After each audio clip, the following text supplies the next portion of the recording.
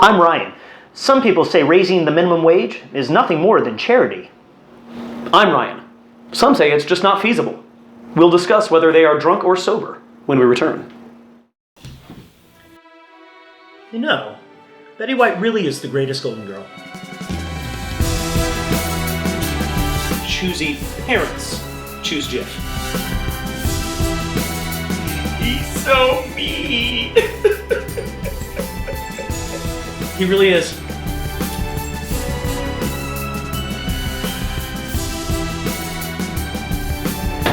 Hey Ryan, are we out of partisan again?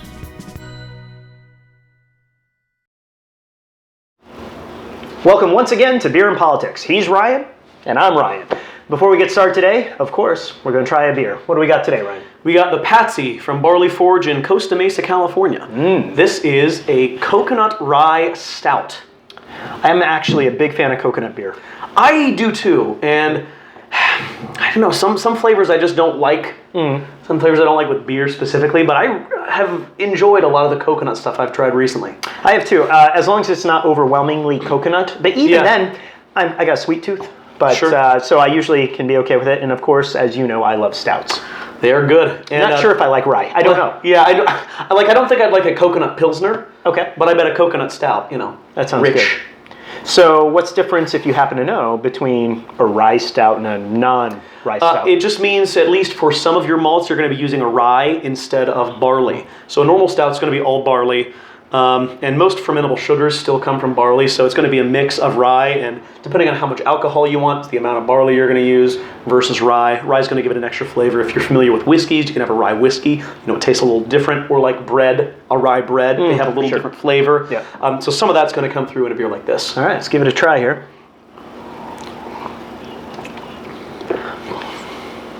Oh, I like that a lot. Yeah.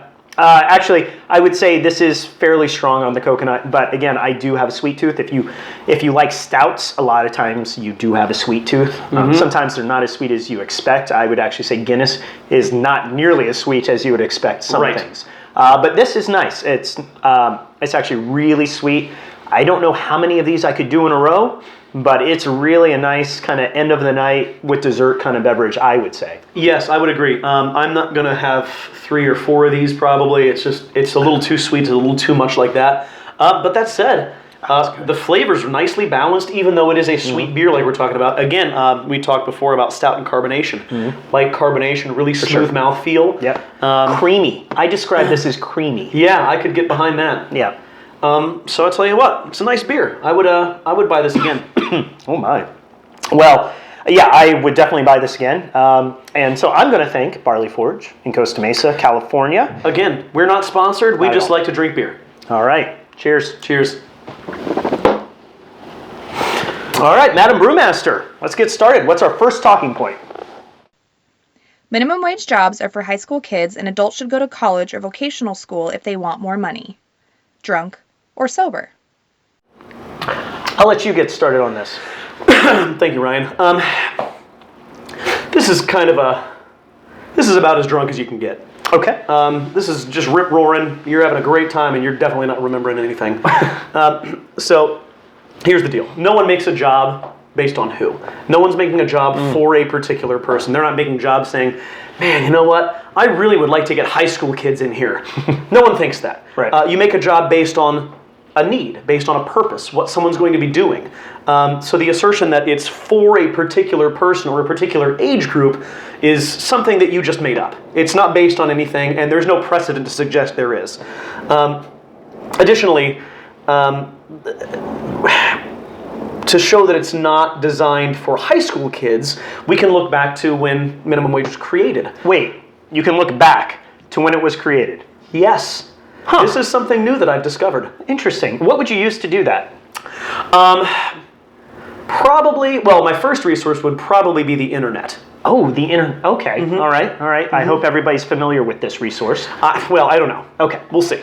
But you can look at when this when it kind of started, when it first started, back to good old FDR. And also, whether something you may or may not know, he was really popular as a president. I've heard of this. He was elected 4 times. He was so popular. That's a lot. It's a lot. He's the reason we only have 2-term presidents now. But let's move past that. FDR said, by living wages, I mean more than a bare subsistence level. I mean the wages of a decent living. And that ties in here because obviously it's not designed for high school kids. It's designed to provide something. It's not designed for people. It's for a certain thing. Sure. And also the other thing that's really drunk about this is they say, hey, if you want more money, you should just go to school, right? So the word should assumes availability here. For instance, you wouldn't say, you should look it up if you had no way to do that. You wouldn't say, you should grab chicken at the store if there was no store, or if you knew they were sold out of chicken. You wouldn't say, hey, you should ask her out if there's no women in the bar. You also wouldn't say, you should turn on the game if you don't have TV. These are all things that you wouldn't do because you know what those words mean. And this sentiment is actually why people were so mad with the assertion, let them eat cake. Okay.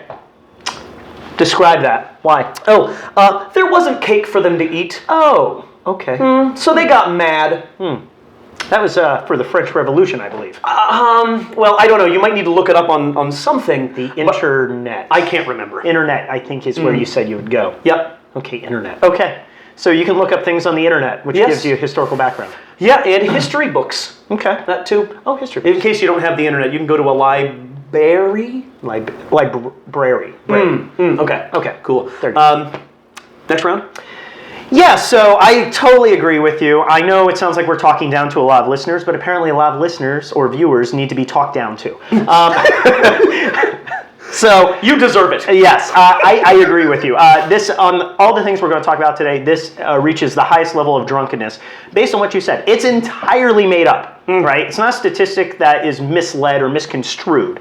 It's entirely made up. This idea that jobs were created for high schoolers and that the wage is entry level because, as you point out, FDR was very specific, and he's the one who created this, very specific about who it was for. So I'm going to piggyback on that a little bit.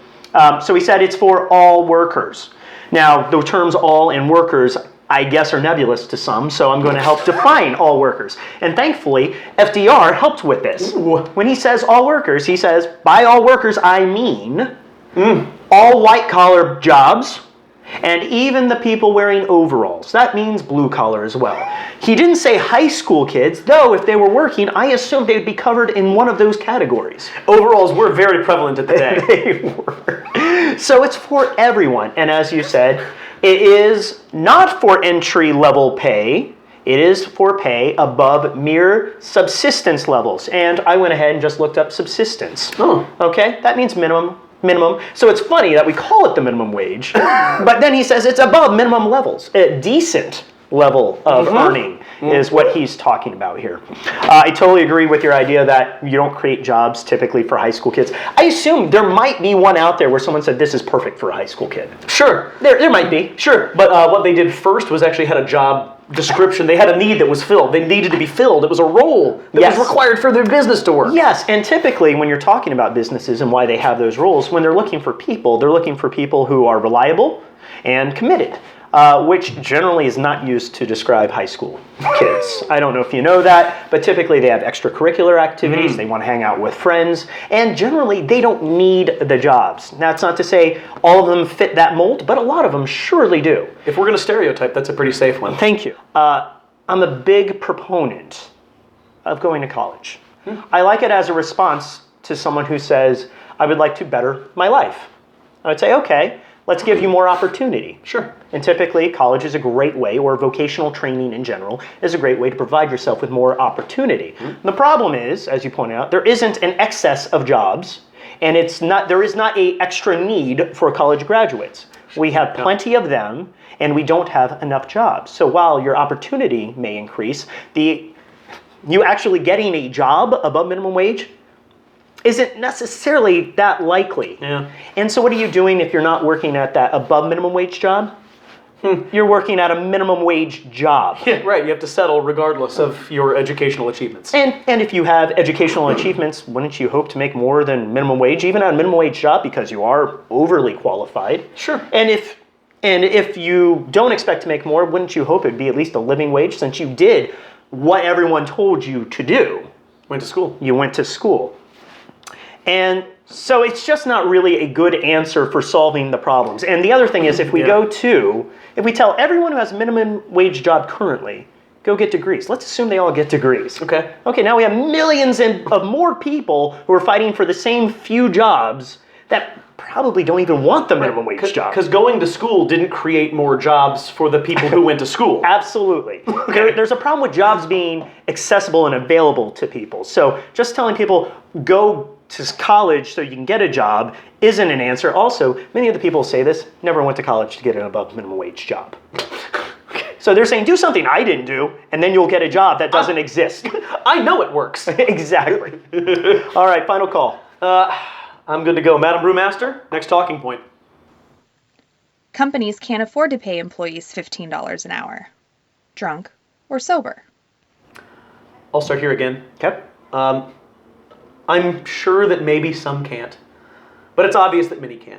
If you look at the biggest employer in the country, the United States, I'm sorry, Walmart, the people who own the company are all part of the 10 richest people in the world. And the way they got that money was by not giving it to the employees, by not sharing it with the employees, sharing or whatever, paying, whatever you want to call it. So it's obvious that lots of people have the money to do it. So they're millionaires. They are. They're multi-millionaires. They're even billionaires. Oh, they're billionaires. Yeah, that's a lot of money. It's more than $1 million. It's like it's 1,000 million. Yeah, 1,000 million. Yeah, and they've got that many times over. It's a ridiculous amount of money. But beyond that, they're kind of detracting from the statement here and the purpose and the sentiment, because minimum wage isn't about the company at all. Not in the least. It is about the worker. And I think a lot of people here also, when they say they can't afford to do it, whereas, like I said, I'm sure in some cases that's true. I'm sure in some cases some little small guy or a little business can't afford to do it. But a lot of times, I think when they say afford, they mean willing. Okay. Like, can you afford to, or does it just cut into your profits? And, I mean, in business and capitalism, profits are king, right? Yep. But that's... That's not what we're supposed to be measuring. That's not what minimum wage is. It's not a measure of a business's ability. It's a measure of a business's responsibility. And I'm going to quote that. Thanks. And the other thing is, so let's say if they can't afford to pay whatever the minimum wage is, what's your lower threshold? And what's the reasoning for getting there? If you're like, oh no, we can't, this is what's required, but they can't pay it, are you saying that they should not exist or that they should exist but pay less? It's sort of a nebulous argument. And lastly, I'm going to go back to old Fitter, old FDR, because he spoke to this point specifically in saying, no business which depends for existence on paying less than living wages to its workers has any right to continue in this country. And that is obviously not centered around the business and minimum wage. It's around the worker and the person who's working. They're looking at it wrong. Oh yeah, by the way, because the point of the show is, yeah, they're drunk. This is also super drunk. I don't even know that I need to give BACs at this point. They're all just hammered. Okay. Keep going. All right, so I'm actually saying they're a little bit less drunk. Ooh. Only because I think there might actually be businesses that can't afford, if we say $15 an hour. Now, you've stolen a lot of my material because, as many of you know, if you pay attention to the show, we don't discuss our talking points. So yes, I was going to say Walmart can indeed afford $15 an hour. They just don't want it to eat into their profits. And of course, we give them a pass for some reason for screwing the American public. So they screw their workers and us because they just want a bigger profit. That's what it is. It's just about profit for them. They can afford to do it without screwing anyone. All right. The small businesses, to your point, I was going to quote FDR. Yeah, here's the deal about small businesses. If you're a small business and you're providing the same service as a large business or the same product set, we're looking for value somewhere else. What is the value you're offering? What differentiates you from them? And that differentiator should be what you would use to charge us more money as the public. Because if you're charging the same amount and you're a small business, that's hard to believe because big businesses tend to be able to do that. Yes. So we'd expect you to charge more or magically provide a better service somehow. And if you aren't doing that, you don't deserve to be a business. It's capitalism, isn't it? Yeah, you don't deserve to be here. I'll talk about that a little bit in another point. Okay. All right.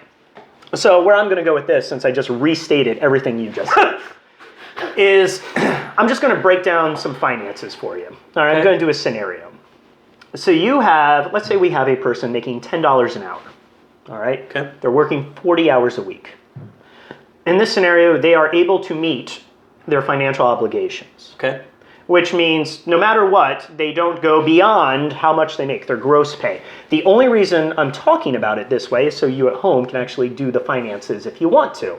We have a constraint, an upper limit constraint on how much money they're bringing in. Okay. It's the max gross pay, all right? So $10 an hour, working 40 hours a week. They make X amount of money.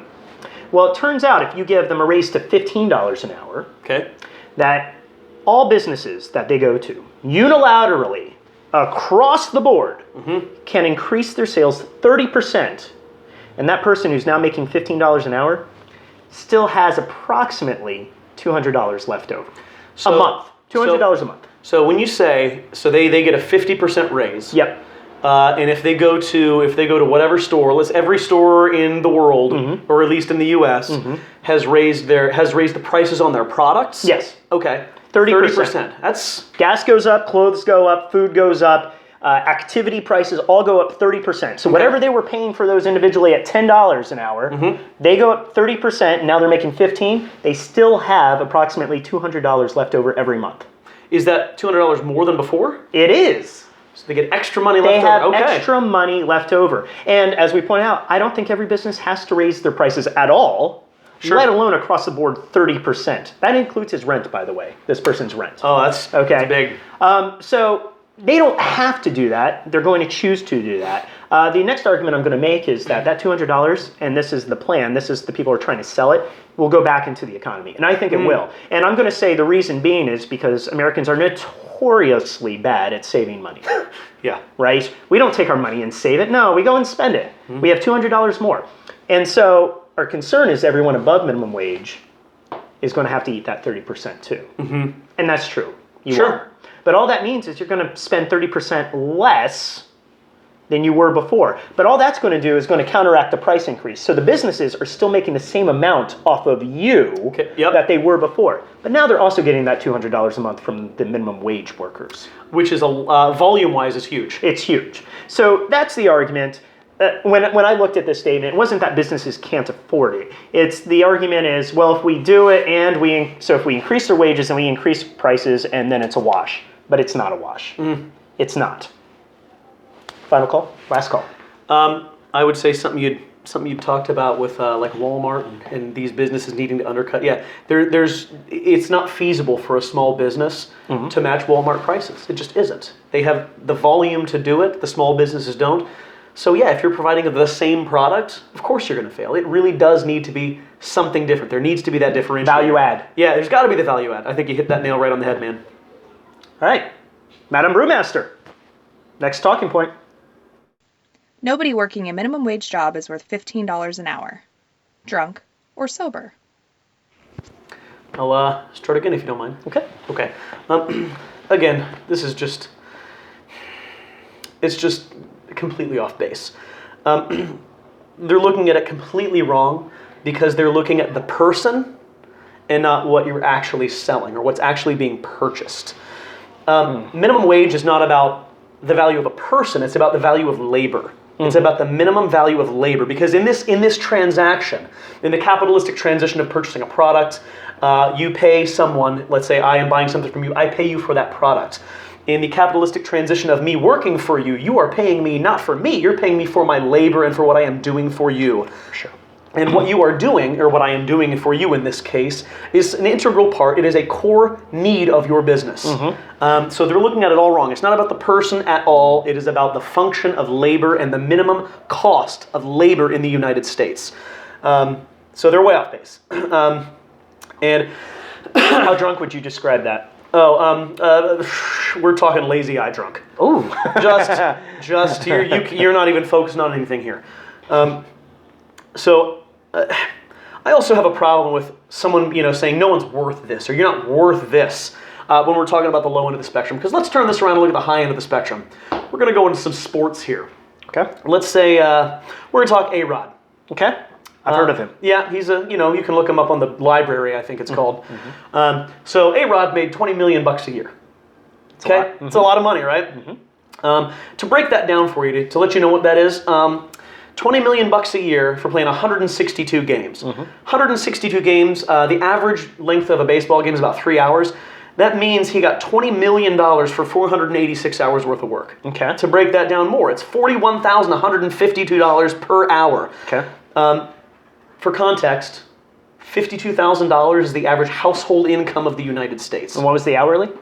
His hourly is $41,152, so right. almost what people make in a year. To give you an idea, if you work from 18 to 50 or to 68, and you make $52,000 a year, which I'm sure any 18-year-old kid would love, but probably someone who's 68 might not like it as much. But let's say you make that for your whole lifetime. You make $2.6 million. So what that means is A-Rod needed to play 21 games to make what you made in a lifetime. But he's worth that. You think he's worth it, really? What does he provide to society? Capitalism says he's worth it. So capitalism does, yes. But the thing is that when you're talking about minimum wage and the value, people never look up for that. They always look down. You're like, you're not worth this. I don't care about you. That's true. And so what they're really talking about is they say, this job isn't worth it. Look at this job. If you can say A-Rod, he provides wonderful entertainment. Or he did, back when he mattered. Provided this wonderful entertainment. It was great. But these people, all they're doing is mopping the floor, right? Right. What value does that provide? Well, if you're going to get into merit-based or democratically decided decisions of value for work, you're actually talking about socialism. That's literally what socialism is. Next round. Yeah, so I'm glad you brought up sports. I wasn't going to talk about it, but you opened up something here. So this idea of some of baseball players and sports and athletes is this idea of what the market will bear. And I'm actually stealing this from someone else. I saw it on ESPN, who doesn't sponsor us. But I saw it, and I thought it was really good. So along those lines, if you're familiar with Brock Osweiler, who is the quarterback for the Houston Texans, he received a huge check this year for playing for the Texans. Ask them if he provides the value that they paid him. The market bared it. He got a lot of money, and he was one of the worst quarterbacks in the league. Did he provide the value is the question. And the answer is no, he didn't. But the market bared it. But there's something inherently different about the market and actual value. Yes. Okay? So now I'll go into my actual talking points. Okay. So the only reason anyone in the world should ask why someone deserves $15 an hour is because it may impact their wallet. I get it. Yeah, giving someone an increase who provides goods or services generally transfers that increase to the price of goods or services sold. It makes sense. So I understand why you would question that. That's the only reason, though. But here's the deal. You don't question that when the people above minimum wage get increases. You don't ask what their salary is even. All right? And there's two reasons for that. One is, deep down, we love knowing how much more than minimum wage we make. We like saying, I make 4 times minimum wage. And if you give them a 50% increase from $10 to $15, now it's only 2.5 times. You don't feel as special? No, it devalues me, even though they're mutually exclusive, but you feel devalued. All right, number 2 is because you're one of the people who makes more than minimum wage, and you don't want to fault yourself for the price increase. You're that group. So you're not going to ask what they make, you're not going to fault them for making what they make, and you're not going to fault them for getting increases every year. Right. So my mom taught me you never discuss salary or money with people because it's rude. Okay. With minimum wage workers, not only do we discuss salary, we actually tell them how little they should make. And I'm using those words, how little, very specifically. It's not how much do you make. Right. It's how little do we want you to make. Oh, because, on that, if minimum wage puts you in poverty, then you're not like, look how much you make, you're in poverty. Exactly. That's how little you make. So not only are we rude, but we're cruel. Okay. Okay?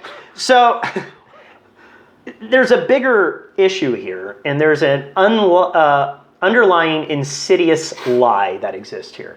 And that is that the American dream, as we know it or knew it, still exists. All right, that's a lie that we're perpetuating, that we tell ourselves, that we tell others all the time. And the American dream was, you work hard, you get a decent wage, You put a roof over your family's head. And specifically, the roof is you own a home. Was the American dream. So even if we let that go, it all starts with this lie of you work hard. Working hard gets you that decent wage. So we tell all of these lazy minimum wage people work harder like we did. So now we're going to play a game, Ryan. Oh, I love games. It's going to be, how hard is this job? Okay. Okay. That's the job. So we're going to start with white-collar office jobs. Okay. Typically make more than minimum wage.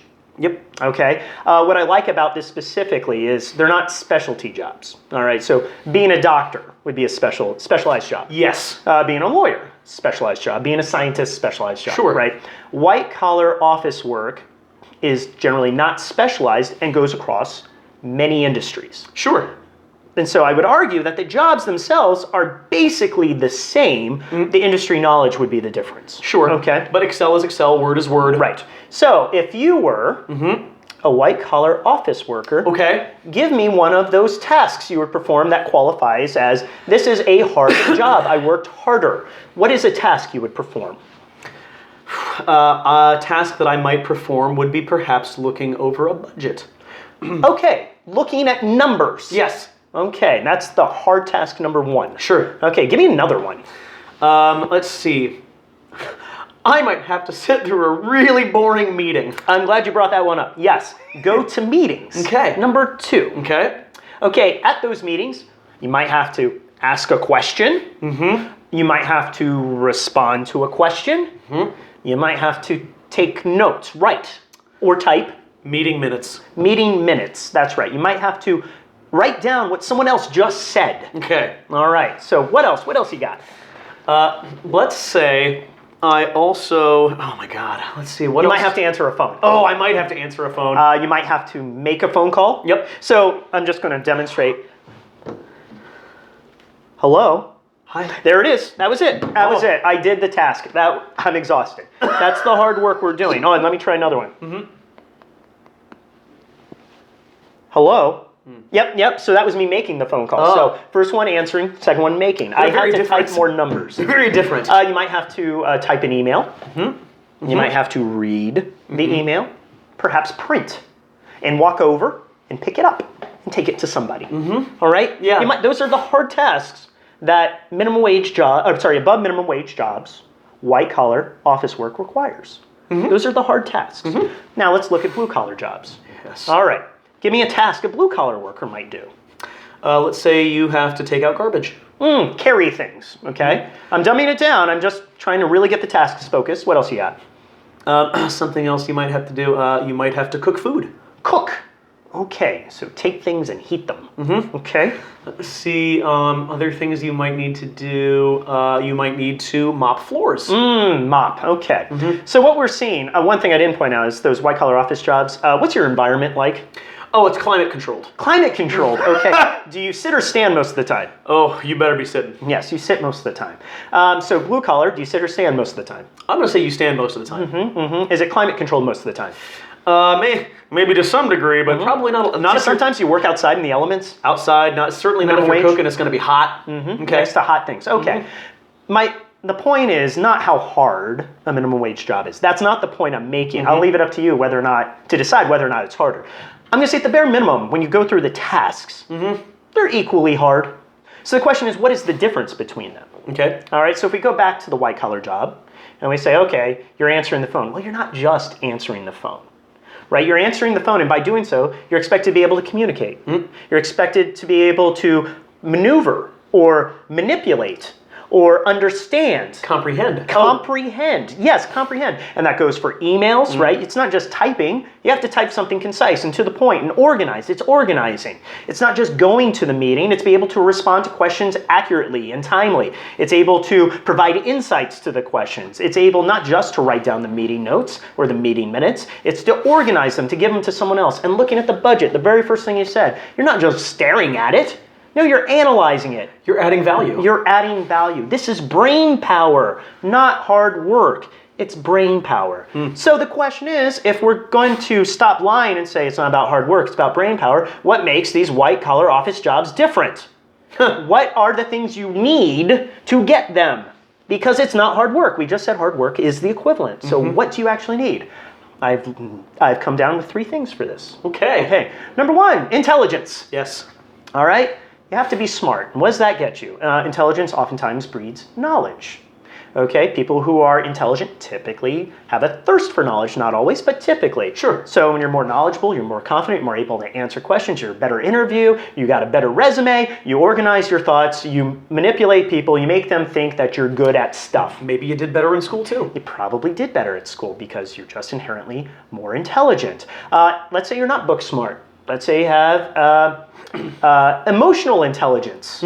Okay, what does that mean? It means you are able to empathize with the other person's perspective, which means you're more readily available to respond to it, which means you're better to motivate, be more convincing, be more confident. Emotional intelligence is important, and it makes you likable. Yeah. Likable is really important. Just think about all the people you know who aren't advancing in life. Perhaps they're not very bright, perhaps they're not likable. All right, so those are 2 things. Next one, it's people you know. Yeah. All right, so people you know. It could be networking. You might go out of your way to network with somebody and say, hey, I know you, can you help me out?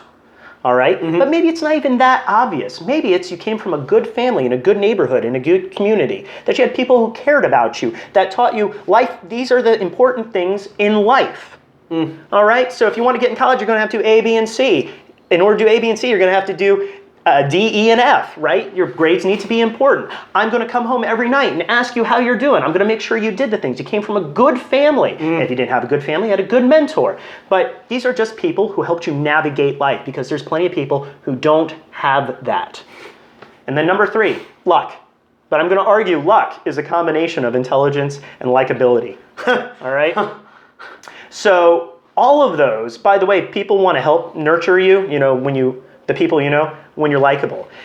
And the hypocrisy here. No one wants to spend time with the piece of shit. That's right. And I don't even mean that you're a piece of shit. You're just weird. There's plenty of weird people that aren't getting ahead because someone's like, that guy's a weirdo. What a freak. What a psycho. Right? I'm not saying that all minimum wage workers are that, but telling someone who's not smart, who is weird, who came from a bad background, who doesn't understand the system to work harder, is hypocritical. And the biggest hypocrisy here is most of us who have succeeded didn't develop those, because some of those can be developed. You can develop knowledge, to some extent, emotional intelligence, networking, that kind of thing. But most of us didn't do that. We didn't go out of our way and say, man, I'm really low on emotional intelligence. I should go to a seminar for that. Let me spend hours in psychiatry. Right, exactly. We didn't do it, and it's hypocrisy. But the reason we say that the American dream still exists is so we can pass the responsibility on to those schlubs who don't have the things we have.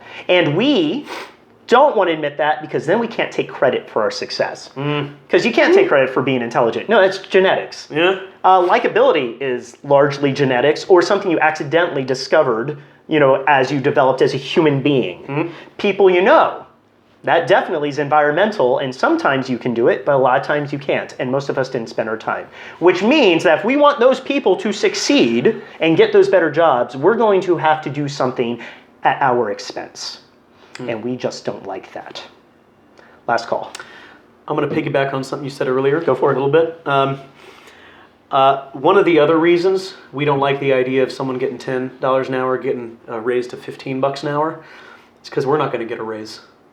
And we're petty and jealous. Now, there you go. Yep. Like, hey, they didn't do anything different. Why do they deserve that? I deserve that. Right. But nothing's going to change for me, right? That's true. So we can talk out both sides of our mouths. Either we get the raise and we're not going to mention it, or we didn't and they didn't, we want it. Yep. We're just really selfish. Last call. Cheers. Cheers, bro. Madam Brewmaster, next talking point. Minimum wage defeats the purpose of capitalism. Drunk or sober? I'll lead off again. It's kind of drunk. Okay. But yeah, minimum wage does defeat the purpose of capitalism. So here's the deal. People are confused about what that means. Okay. Because people think capitalism is much broader than it really is. Or they think it's specifically more broad than it is. So for instance, if you look at capitalism, capitalism consumes and is a race to the top. If you look at early factories, you look at the Gilded Age, for instance. Look that up on the internet if you're not familiar.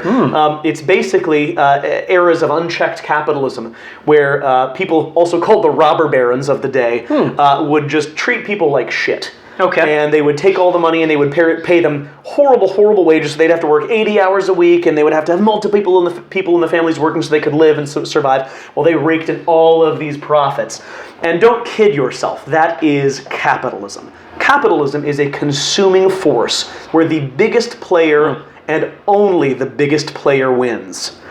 If you think that you're strong enough to survive in capitalism, you literally believe you are the best person at what you do in the country. That's it. So yes, minimum wage does defeat that purpose, but that's actually a good thing. Okay. It's actually a good thing. So the thing that people misunderstand most, I believe, they are conflating two issues. Okay, conflating. That happens a lot in our discussions. They are conflating capitalism with markets. Okay. So, capitalism is an economic system in which there are markets, meaning I can sell you a good for a profit. That's all a market is. It's not the method by which things are produced. It's not the rules surrounding any of it. For instance, there are things called cooperative corporations. They are essentially, it's a business essentially, but it's run through a democratic process. So I think it's really interesting that, for instance, the president of a company is called the president. Okay. He doesn't get elected. He's not going to get kicked out unless there's boards and things like that. More realistically, he should be called a king. He's the king of the company. He makes all the decisions, or she. We're equal opportunity here. But the thing is none of that has anything to do with markets, right, is what people are thinking. Because people are like, no, capitalism drives innovation, it drives these things. No, markets drive that. So that, I think, is what people really misunderstand. I have to unlock this. And my last thing, also one of the things about minimum wage, because we as a country have decided that we won't let people starve.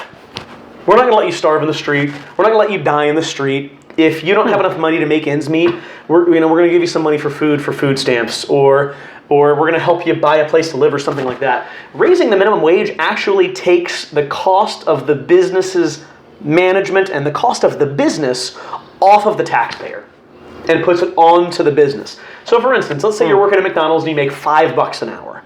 That's obviously not enough to live, so you're going to need government subsidies, whatever. I'm paying for that even if I don't shop at McDonald's. Right. Whereas if you make $15 an hour, and let's say we're going to assume that's enough to live, right? Yep. You make $15 an hour.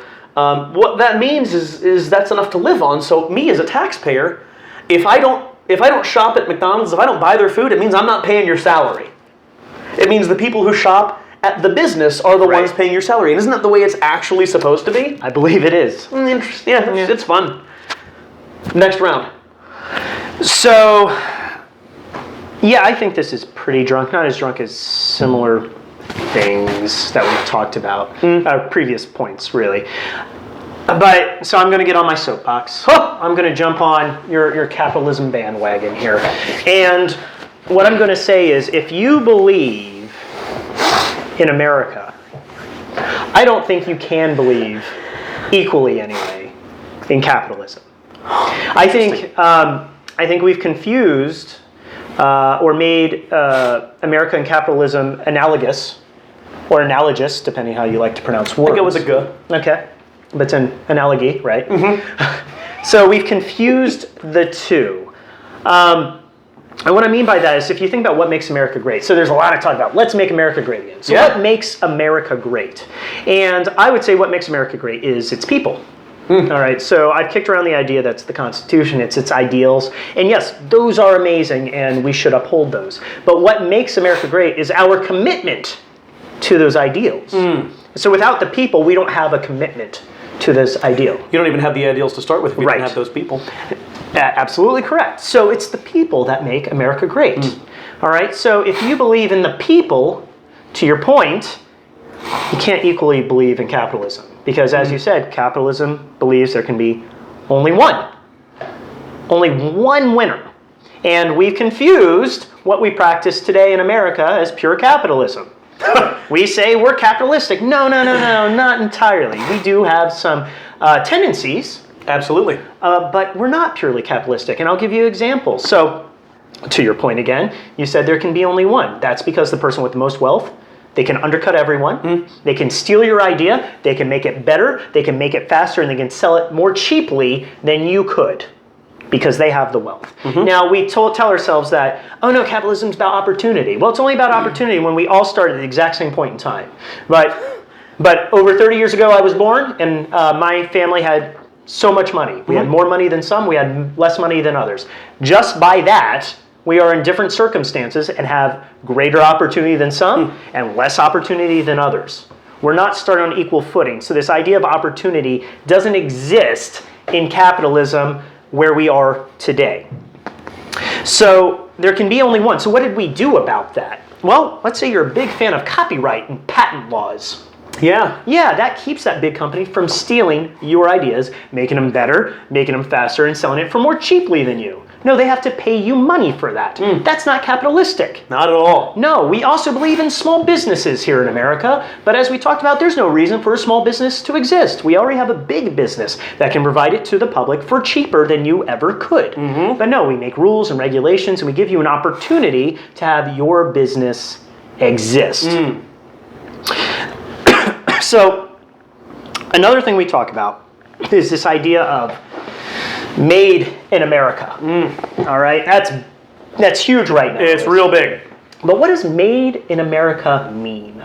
Does it mean made on American soil? No. I mean, why? What good is something made on American soil if it's not made by Americans? Right. No, made in America means made by Americans. And by the way, the idea of made in America is also not capitalistic, because we're asking the government to do things that either make it harder or more difficult to move businesses outside of America, or it's benefiting businesses that are inside of America. But we're asking for government intervention. We recognize, even if we don't necessarily know it, that moving jobs and companies performing capitalistic rituals, we'll say, aren't beneficial to the people of the United States. Absolutely, correct.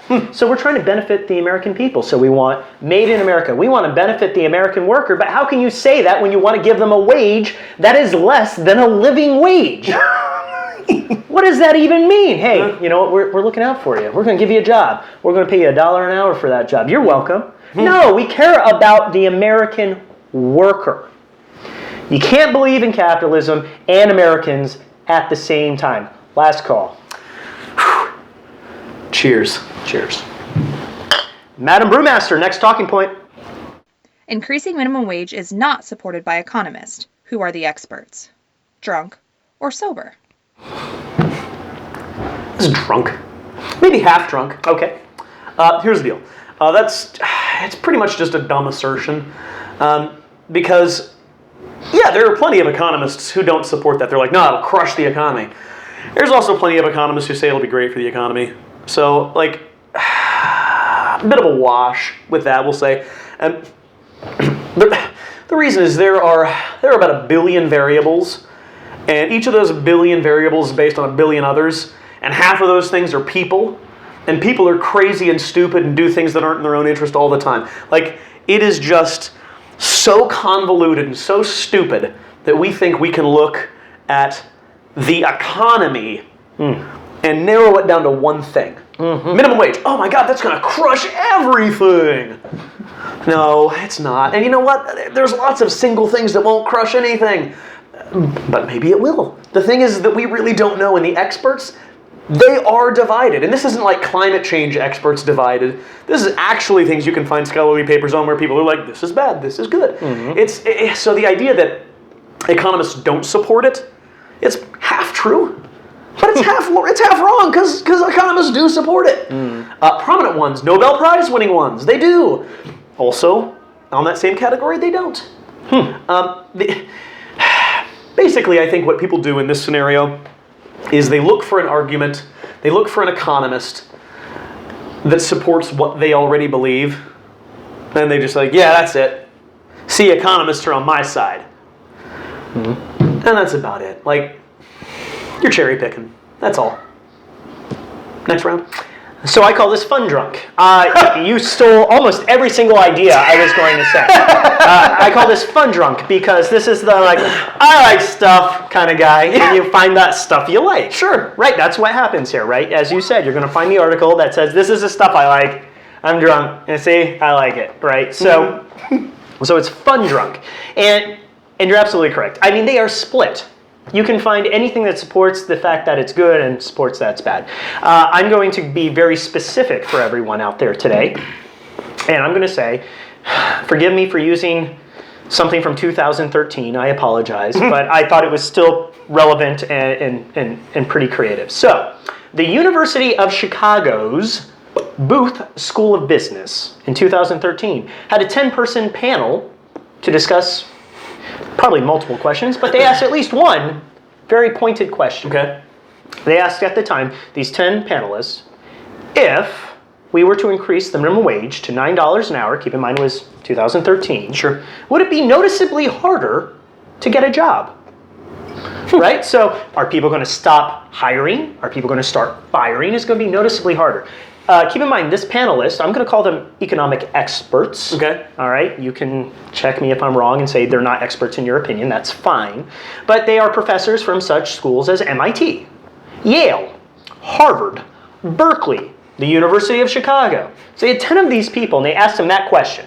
If raising the minimum wage to $9 an hour would make it noticeably harder to find a job. Okay. And what they found is they were split right down the middle. All the panelists. So here's the deal. Some said yes, some said no, some said, I don't know. So the yeses and the nos were equal, and then you had the I don't knows. It's interesting. All right, so 10 people. My favorites are, one person said, yes, I think so. I'm just not sure how noticeably harder it will be. Noticeably was the word. Interesting. One person said, no, I don't think so. I've never seen a study that actually proves this to be true. There's been several studies, and there's been studies that contradict those studies. Sure. And then someone said, I think it would be easier, but we are in an economic downturn right now. Which goes to your point, which you stole before me, which is there's too many variables. It's just capitalism. Right. She said, there's an economic downturn. Well, that sounds like a variable you'll have to take into account. Yeah. None of this is done in a vacuum. You don't just raise to $15 and say, well, that's what's going to happen. Everything's fixed. And so, to your point, I'm going to discuss some variables. All right, so some things to consider. And I do think that people is the number one. The first question I'd ask is, are consumers optimistic or pessimistic? Who knows? Okay. Is it easier or harder to get a loan? Is it a school loan? Is it a home loan? Is it a business loan? Did the cost of goods go up to the business? Did they pass that cost of goods on to the consumer? Are the consumers saving money? Are they investing money in the stock market? Is what they're doing now sending a ripple effect over to Europe and Asia? Do their consumers behave similarly or dissimilarly? It doesn't matter. How about interest rates on those loans too? Yeah. That's right. Everything changes. It comes on back to America, and we rinse and repeat. I'm not an economist. I'm not. But I just came up with those variables off the top of my head of things I've read. All right? Imagine all the things that actually exist beyond that. This is stuff that people have to take into account. It's very difficult. So when someone tells you, and this is my biggest frustration, oh yeah, it's raising the minimum wage, it's economics 101. You know what economics 101 is? What's that? It's economics without all those variables. Why? Because it's simple. They're like, yeah, you have a guy, he goes to a store. The store increases the cost. What does the guy do? Thanks, economics 101. Yeah. Okay, now let's add all those variables in. And then what you end up with is economics PhD. That's where we live today. And you don't think that our president or our legislative branch or anybody else in our government would love our economy to thrive right now, that there's a bias to hold us down? Right. When it's probably singularly the most important thing that will keep you elected. The idea that someone would want the American economy to be bad is crazy. Right. Turns out it's just really difficult. Last call. Cheers. Cheers.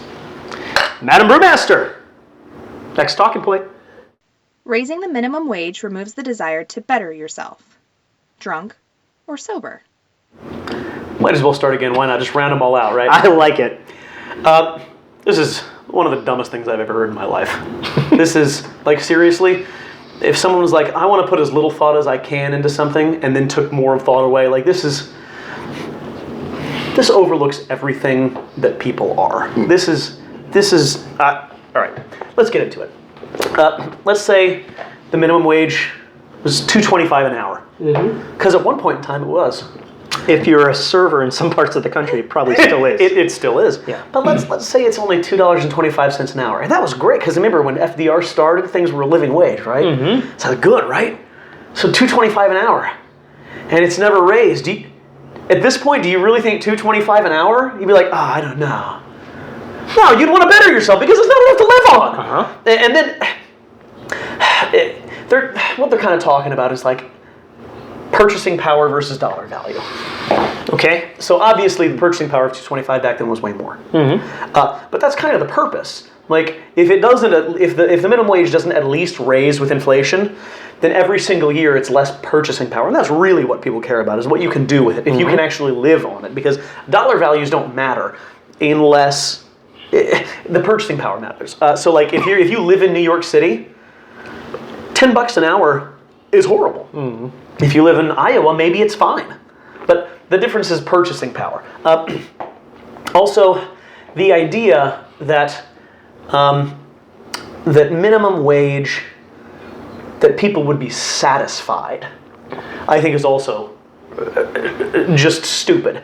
Because you know what I want? I make more than minimum wage. Okay. But you know what I want? More? Yeah, I want more money. I want a raise. Yeah. And it's not because at one point I made more than minimum wage. So if you were making $15 an hour, you would still want more? Is what you're saying as a human? Yeah, I would want more. Because people want more stuff. So people want to make more money. They want to be in better situations all the time. And at some point, let's say it is $15 an hour now, right? 10 years down the road, if you're still making $15 an hour, your purchasing power's gone down, and you want to do more. You want to do better.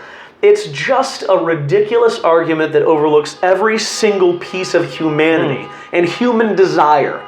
It is one of the most vacuous statements that I have ever heard in my life. Vacuous. Look it up. Next round. All right, so I'm glad you kind of tackled this a little bit differently than this. So I do think this is, we've had a couple of these. I didn't mention it on an earlier one, but it's like mean drunk. Like, people are just getting mean drunk, belligerent people who hate other people when they get drunk. So this is one of those. I call this the problem with being poor. Okay. So if you're poor, we make a couple of assumptions. One is you're inherently lazy. Oh, well, because you're poor. And we've talked about that. And the other one is that we are better than you. So the idea that you should better yourself would mean to become like me. I'm better than you. You should better yourself to be like me. See? So that's the problem with being poor. Those are the two assumptions we make. And we've talked about that being minimum wage or even being poor requires hard work. I think it's crazy to think they need to better themselves, that a day's work isn't worth an actual day's wage. You know, that's good. That they should better themselves for that.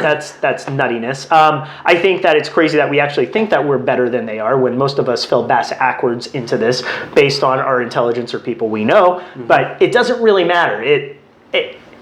It's just how we look down at other people. Because again, we're selfish and self-congratulatory. But my favorite part of this is that there is the presumption that business owners, are keeping wages artificially low as a means to motivate people to better themselves. That is good. They're like, yeah, you know what? I'm going to give you $5 an hour, but I hope that you'll realize by doing that, I really want you to go to college. I'm looking out for your best interest. That's right. This is me motivating you to go to college so you can leave the job I need you to do. So I can backfill you with somebody who doesn't know how to do the job. And I can only guess at whether or not they'll be good at it because, again, I only want reliable and committed people, which you are, but I'm trying to send you on your way. Hopefully they're from high school. Ideally from high school. Yeah. Because, I mean, if you didn't follow the connection, the idea is by giving them the raise that they won't want to leave the work anymore. Yeah. Because if the only reason they wouldn't want that is if the job went away. They wouldn't want to keep you if the job went away, or Right. if you were crappy at your job. Exactly. And the laziness factor, I want to point out, in my opinion, you're far more likely to get fired quickly from a minimum wage job than from a white-collar office job. Is that because there's a lot of people who can fill that job immediately?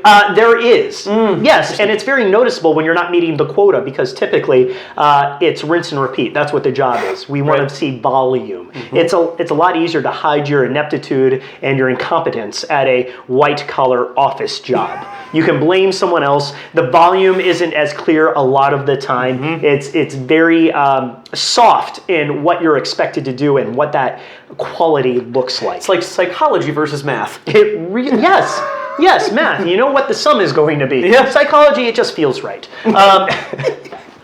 So that's just it's just a crazy statement. It really is. This whole conversation is just about how we want to look down at other people and how we want to give ourselves a round of applause for succeeding in something we didn't really actually try to succeed at.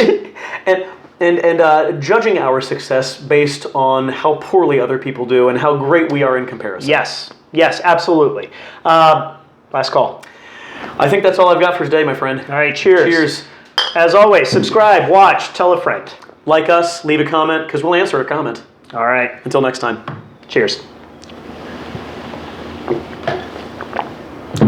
I think I might have one more Patsy.